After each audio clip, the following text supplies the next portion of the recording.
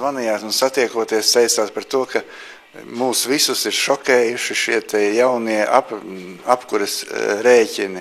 Lai noskaidrotu, kas ir kas un saprastu, kāpēc viņi ir tādi, mēs esam uzaicinājuši Aldarmiņa kungu uz sarunu, un mēs esam kādas mājas, katlu mājā jau var tā teikt, siltumcentra. Labvakar. Mēs atrodamies Draudzības 2 siltummezglā. Un gribēju drusciņi pastāstīt par to siltuma augā dzīvojamā mājā, kāda ir. Šeit ir pienākušās caurules no katla mājas, ievad ventiļi. Līdz šiem ventiļiem atbildības robeža ir aizkrauklis siltumam. Pēc šiem ventiļiem viss atbildības robeža ir mājas apsaimniekotājam. Tālāk šeit, redzat, ir siltuma enerģijas skaitītājs, kurš uzskaita, cik patērē dzīvojamā māja siltuma enerģiju, un arī dzīvojamā māja norēķinās ar aizkrauklis siltumu pēc šī skaitītāja. Tā kā maldīgi ir iedzīvotājiem domāt, ka viņi norēķinās pēc dzīvokli vai pēc ūdens patēriņiem. Viņi norēķinās pēc šī skaitītāja. Cik šis skaitītājs ir saskaitījis konkrētā mēnesī, pareizināts ar tarifu, viss tas tiek sadalīts uz dzīvojamo māju. Te ir mēra instrumenti.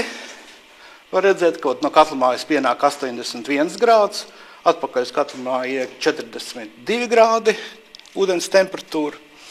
Tālāk siltummezglam tur ir siltumaiņi. Šis ir karstā ūdens siltumainis, kas sagatavo karsto ūdeni. Otrs siltumainis, tur tālāk zaļais, tas ir siltumainis, kurš tiek sagatavots ūdens priekšapkuras sistēmas. Šeit var redzēt karstā ūdens regulācijas vārstu, kas visu laiku tā klakšs, jo ir ūdens patēriņš, un viņš regulē ūdeni, lai būtu 52 grādi. Ūdens, kas pienāk no katla mājas šeit, iziet caur skaitītāju tālāk, pēc tam viņš šī vietā sadalās divās daļās, viens iet uz siltumaini, kas ir karsta ūdens sagatavošanai, otra daļa iet uz siltumaini, kas ir apkurs sagatavošanai. To cirkulāciju nodrošina 2 sūknīši, tālāk tur zaļais ir apkurs nodrošināšanai, te pelēkais apakšā karsta ūdens cirkulācijas sūknis. Jā, tas viss ir skaidrs. Mēs sapratām, ka jūs gribat teikt, ka pie lielajiem apkuras tarifiem ir vainīgs apsaimniekotājs. Jā, apsaimniekotājs nevarētu teikt tieši, ka tas apsaimniekotājs ir vainīgs. Vainīgs ir tas, ka šīs te mājas ir viss no padomu laika mantojuma, un viņām faktiski nekas ar apsaimniekošanas lietām nav darīts. Visas ārsienas ir diezgan kritiskā stāvoklī, durvis, logi, bēniņi, pagrabtelpas.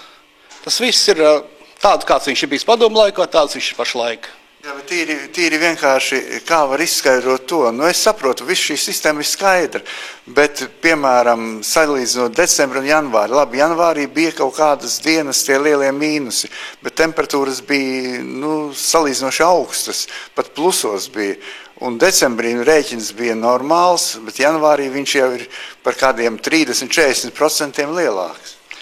Šo visu saskaita skaitītājs. Cik viņš ir saskaitījis, tik mēs arī rēķinu sadalām iedzīvotājiem.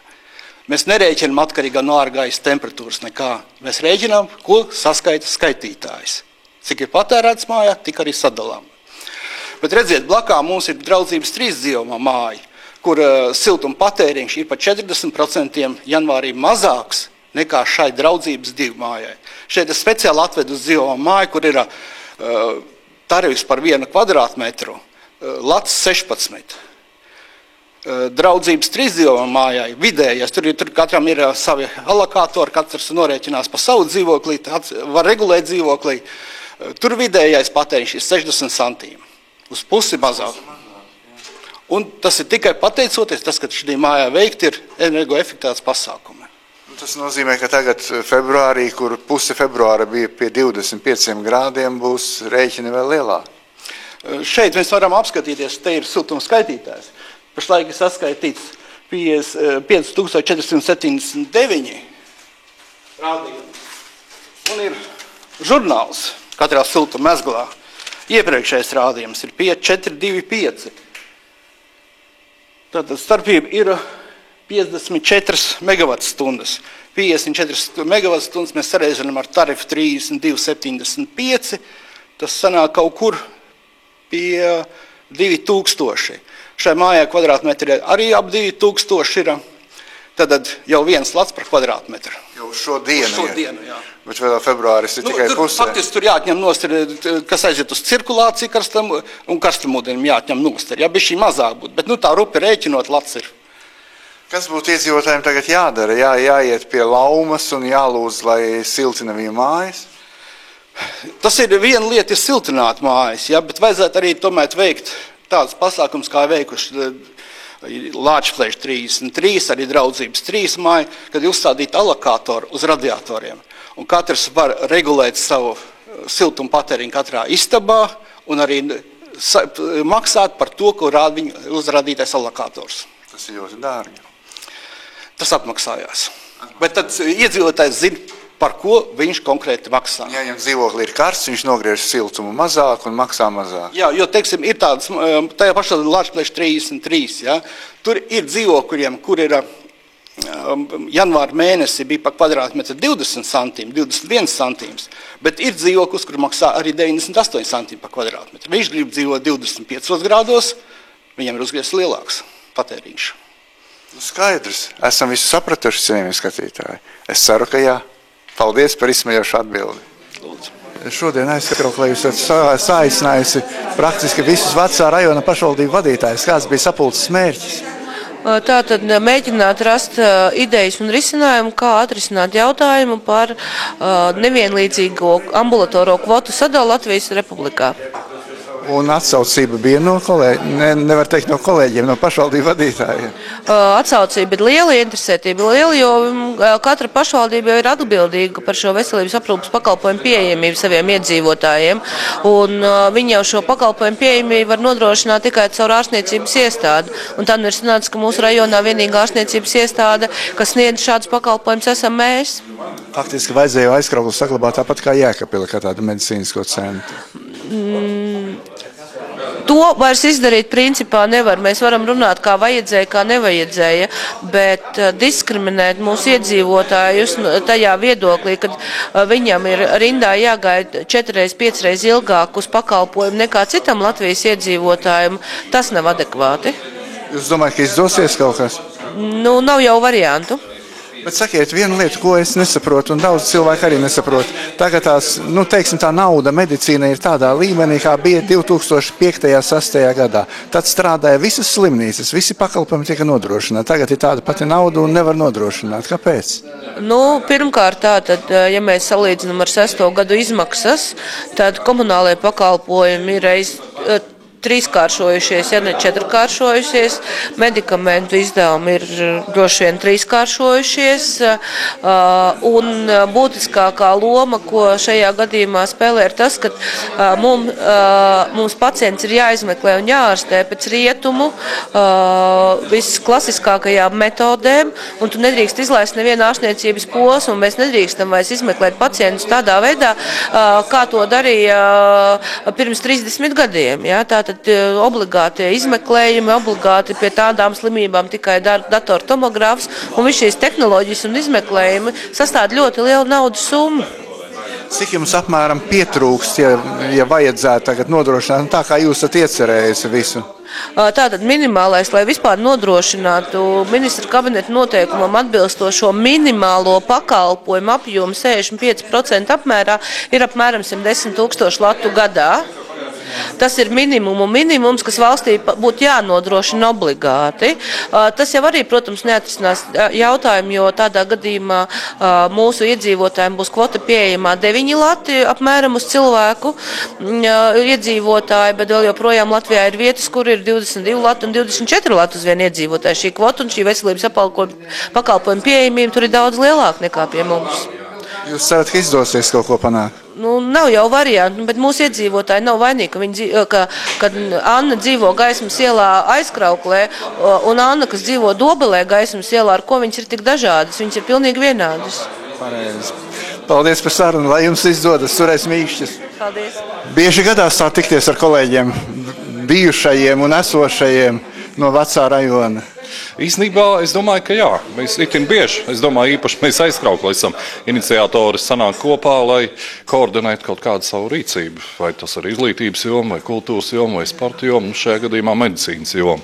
Es domāju, šobrīd aktuāli tas ir galvenokārt tāpēc, ka mēs nevaram atstāt tikai mūsu slimnīcu kā iestādi, kas viena cīnās par kvotām, vai arī mēs viens novads paužam to viedokli, jo mūsu medicīnas centrs apkalpo, varētu teikt, iepriekšējā rajona robežas, un tāpēc arī šoreiz mēs ar slimnīcu vadītāju nācām kopā ne tikai, lai parādītu mūsu medicīnas centra attīstību uz šodienu un uz nākotni, bet arī, lai vienotos 6 novadi kopā par kopēju rīcību, lai šo netaisnību kvotu ziņā, nekojoties varētu likvidēt. Jā, mēs šodien nolēmām, ka mēs vērsīsimies pie veselības ministres, panāksim tikšanos un liksim to darīt. Kāpēc mēs esam visvairāk apdalītā kvotu ziņā pašvaldību vieta visā valstī? Ne tikai Zemgala, kur kopumā ir maz, bet arī šai Zemgalē, to pašu Dobeli, ja mēs 4-5 reizes saņemam mazāku šo kvotu valsts apmaksāto, lai apmeklētu, dabūt medicīnas pakalpojumus, jo nav izskaidrojumu. Nav šī loģiskā. Viņi nedod nekādu motivāciju. Nav loģiski izskaidrojumu, viņi pilnīgi, viņi klusē, Tāpēc mums jāizmanto šis, lai vērstu par labu. Vēlākais varbūt uz valsts budžeta grozījumiem jūlijā. Esmu dzirdējis, ka saka tā, tagad kā 300 000 iedzīvotāji Latvijā ir mazāk, tātad mazākas arī šīs kvotas vajadzīgas. Droši vien, kad valstī kopumā veselības atbalsta daļa budžetā ir mazāka, bet mūs tracina vienkārši tā netaisnība, kas ir pret mūsu pašvaldību, pret mūsu slimnīcu, jo ir vismazākais šis kvotu daudzums.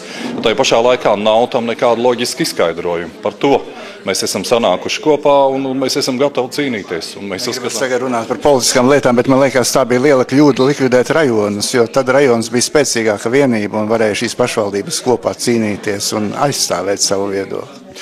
Jā, šī pašvaldību teritoriālā reforma varbūt sākotnējā iecere rezultātā nerealizējās tā, kā bija iecerēts. Bija jau domāts optimizēt izdevumus, bija domāts, ka šīs pašvaldības būs pietiekami lielas, kā mēs to redzam vairākos novados, tur Talsi, Madona, Cēsis, un vēl citas vietas, kur palika diezgan lielos apmēros, un līdz ar to rajona teritorijās, bet ļoti daudzās vietās ir pārāk mazi novadi, pārāk mazas viņu varēšanas potenciāls pastāvēt, un līdz ar to tā tas ir. Bet es domāju, paralēli šai idejai par novadu veidošanos netika līdz galam izstrādāt, kādā veidā izglītībā notiks sadarbība, jeb šī pārvaldīšana pietrūktā vidējā posma. Tas joprojām nav realizēts. Visas valdības nākot pie varas sola, ka būs tur apriņķi, būs otrā līmeņa pārvaldības sistēma, bet vēl pagaidām neviens nespēja to realizēt. Kā mēs dzirdam no Sprūdža kunga, tad tiks stiprināti šeit plānošanas reģioni. Skaidrs, un tagad nevar neizmantot iespēju satiekoties ar jums pāris vārdus par gaidāmo referendumu, kur sestdien mēs visi tiekam aicināti piedalīties. Jā, es domāju, ka katram novadu iedzīvotājiem ir jādodās uz šo referendumu, kas būs šo sestdien, un noteikti jāpauž savus viedoklis. Es gan aicinu tomēr saprast, ka latviešiem vienīgā iespēja runāt latviešu valodā savā valstī ir tikai pie mums Latvijā. Un es domāju, ka tā negrausim savu valsti, nosakot kaut kādu divvalodību, šai gadījumā pret krievu valodu, bet jebkurā gadījumā tā nevarētu būt arī angļu valoda vai kāda cita valoda. Es nevēršos pret valodām kā tādām, jo vairāk mēs valodas zinām, jo bagātāki mēs esam. Un es domāju, ikdienā mēs kā līdz šim, tā arī turpmāk sarunāsimies dažādās valodās, bet kā valsts valodas statusam tomēr valsts ir jābūt vienam, un tā ir jābūt latviešu valodai. Cilvēkiem tikai jāatceras tas, ka, lai balsot par latviešu valodu, jābalso pret. Jā, tā tas ir. Vienkārši vēlreiz jāizlasa un loģiski jāsaprot, ko tad mēs gribam ar šo svītrojumu vienā vai otrā gadījumā panākt. Jābūt uzmanīgiem. Paldies par sarunu. Sveiciens visiem no Aizkraukles rajona partnerības. Mēs esam atnākuši ciemos pie partnerības vadītājas Aldas Pauras, un ir daudz kur dzirdēts, lasīts un pausu galam redzēts, ka partnerība rīko dažādas akcijas, izsludina konkursus. Varbūt vēlreiz atjaunināsim mūsu skatītājiem informāciju par to, kas tad ir biedrība Aizkraukles rajona partnerība. Aizkraukles rajona partnerība ir biedrība, kur darbojas visā Aizkraukles rajona bijušā teritorijā. Un Aizkraukles rajona partnerība tā ir Eiropas komisijas tāda iniciatīva, kad cilvēki nāk kopā, pašvaldības, biedrības, uzņēmēji un dara labus darbu savas teritorijas attīstībā. Viņi realizē lauka attīstības programmas pasākumus, 4. as, kur ir līdera aktivitātes. Un šobrīd aktuāli ir vietējā pārtika, vietējais identitātes produkts, tie ir tāda atslēgas vārdi, par kur šobrīd tiek daudz runāts. Arī Eiropā šobrīd tās nostādnes ir tādas, ka katrai kopienai jāražojas sava pārtika. Un tas tagad ir tā topā, kad arī citās valstīs, kad mēs domājam par vietējo pārtikas produktu. Es te nesen biju Polijā, tur vietējā tādā nacionālā līmenī reģistrēt 900 vietējās identitātes produkti. Un arī bija tādā kulinārijas festivālā, kur maisaimnieks maisaimnieks, gan dažādu organizāciju pārstāv, visi, kas grib izpausties šajā sfērā, rādīja, kā viņi māk gatavot. Tas ir ļoti interesanti, bet tu pieminēji lauka attīstības programmu, tā ir tāda valstiska mēroga programma vai tā programma, ko partnerība realizē, tā ir tāda, uz kādiem dokumentiem pamatojās šī Eiropas naudas tērēšana, vai tas ir tāda valstiskā mērogā vai tāda tīri sabiedriska iniciatīva? Festivāls, par kuru šodien stāstīšu Gardēdis, tā ir tīri mana iniciatīva, bet naudiņa, ko dod līderu aktivitātēm, tā ir mūsu Eiropas nauda. Tā ir lauka attīstības programmas nauda. Ja mēs skatāmies Lada mājaslapā, tā ir 4. as, kurā ir nauda līderu aktivitātēm. Skaidrs. Tātad mēs jau tuvojamies tam galvenajam mūsu šīs sarunas kodoliņam, par ko vēstīja jau domas vēstis un informācija mūsu Aizkraukles mājaslapā www.aizkraukle.lv. Tas ir pirmais vietējās pārtikas ražotāju festivāls Gardēdis 2012. Kāpēc pirmais? Kāpēc Gardēdis? Kas tur notiks? Varbūt tā sniedz tādu sākotnēju informāciju, kā šī ideja radās un kas tas vispār ir un kas tajā dienā notiks. Kāpēc Gardēdis?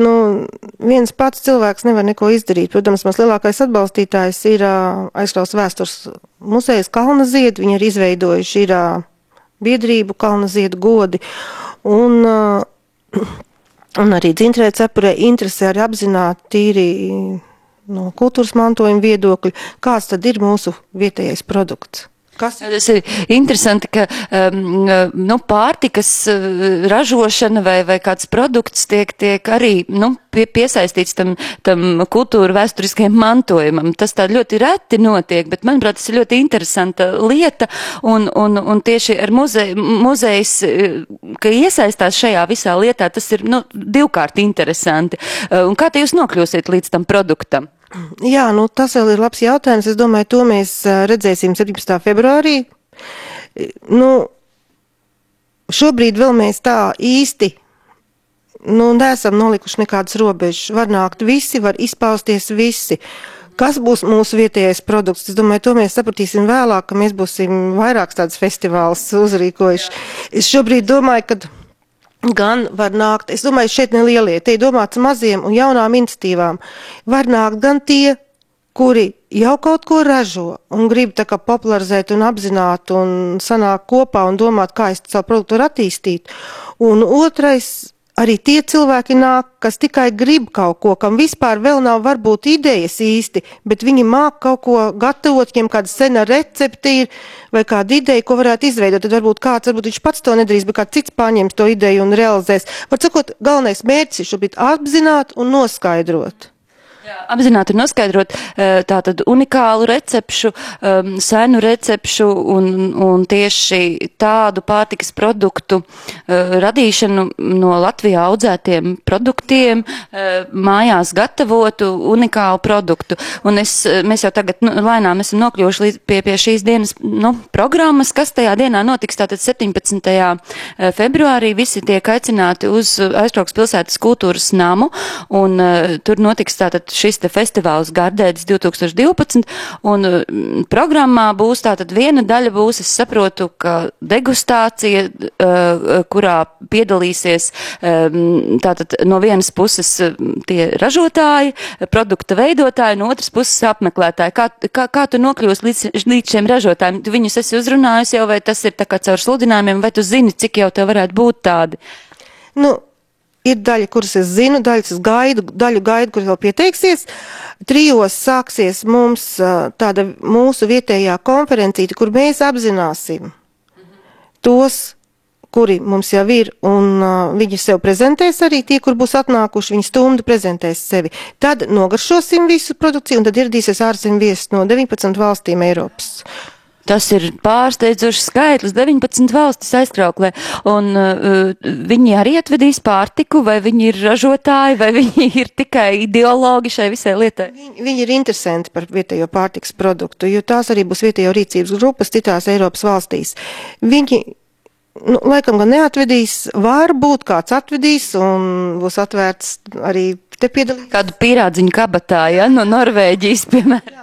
Bet tāda doma nav, ka viņi te it kā rādīs savu produktu. To viņi rādīs Bauskā, jo tas lielā konferences notiek Bauskā.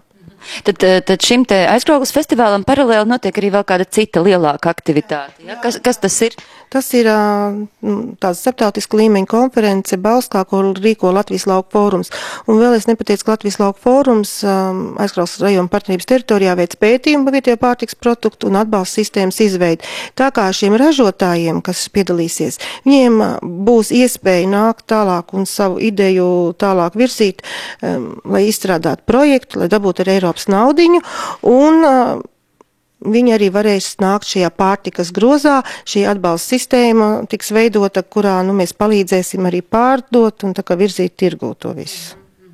Diezgan interesanti. Es saprotu, ka jebkurš, kurš mājās prot kaut ko sagatavot, drīkst pieteikties, vai notiek kaut kāda atlase. Piemēram, man ir marinēti gurķīši, un es tev zvanu un saku, es gribu startēt ar saviem unikāliem marinētiem gurķīšiem, vai tu man saki, nē, gurķus marinē visi, tas nav nekas unikāls, vai arī, jā, ja tev receptē ir tur kaut kas ļoti unikāls, mēs ņemam ar tevi arī ar gurķīšiem. Kā tur ir? Nē, šobrīd mēs nešķirojam, jo nav šobrīd tik daudz cilvēku pieteikušies, un mēs ņemam šajā brīdī visus, bet es domāju, ka nākošos festivālos, te būs atlase. Polijā, piemēram, šim tādam veidu festivālam, tas ir prestiža lieta, un turpat maksā 200 eiro par to, ka tie cilvēki var uznākt uz tās skatos un sev parādīt, ja. Tā kā, šobrīd ir atvērts viss, šobrīd nāk visi, kas grib sev parādīt. Protams, iepriekšēji pieteikties, lai es varu sagatavot to. Tā tad ir jāpiesakās partnerībā, var pieteikties visi, kas grib kaut ko atnest nogaršot, kas ir audzēts, raudzēts, cepts, vārīts, maisīts, vienalga kādā tehnikā gatavots, unikāls produkts no vietējiem Latvijā augušiem produktiem. Ja ir maz pieteikušies, tad lūdzu piesakamies, lai tie ārzemnieki, tās 19 valstis redzētu, cik Latvijā ir daudz un bagāts tas vietējais pārtikas produktu klāsts, un iespējams, ka tas izskanēs ļoti tālu un gribētos, lai šis festivāls ieviešas kā tradīcija, vai ne? Un apzināt šo kultūras mantojumu es aicinu tieši vecākās paudzes cilvēkus, ja? Nodot tos kultūras mantojumu, lai nepazūd tās senās recepti, un tiešām aicinu viņus piedalīties.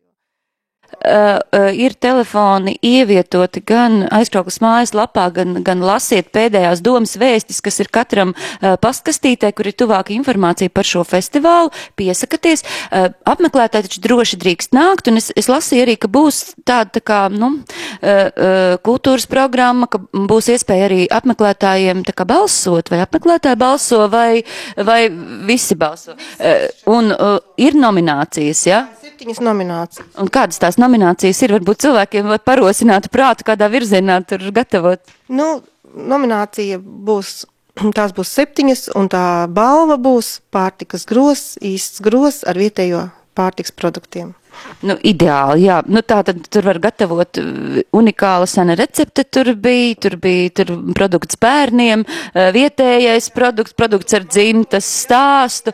Ļoti, ļoti interesanti. Tā kā lasiet informāciju, un tā tad vēlreiz atgādinām, ka 17. februārī Aizkraukles pilsētas kultūras namā starptautiska konference, kurai paralēli notiek vietējās pārtiks ražotāju tāda izstāde degustācija, un tas viss sāksies ap 3 dienā, un norisināsies apmēram līdz 8 vakarā.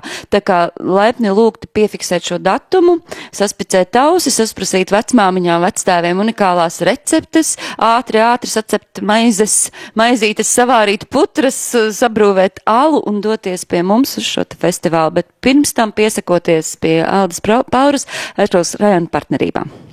Paldies!